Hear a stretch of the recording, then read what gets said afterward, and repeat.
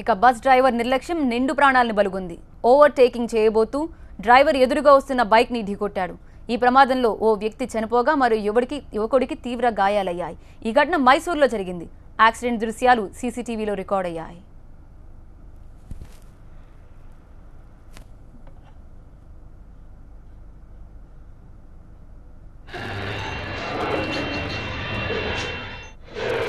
కర్ణాటక రాష్ట్ర రోడ్ రవాణా సంస్థ బస్ వేగంగా దూసుకొచ్చింది.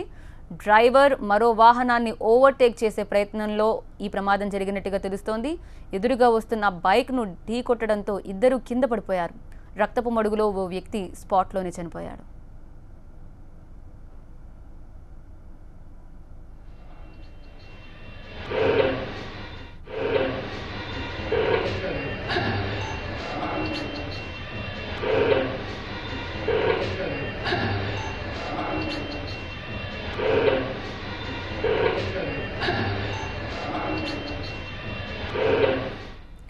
ప్రమాదంలో చనిపోయిన వ్యక్తిని మంజునాథ్గా గుర్తించారు. గాయపడ్డ వ్యక్తిని ఆసుపత్రికి తరలించారు. బస్ డ్రైవర్పై కేసు నమోదు చేశారు.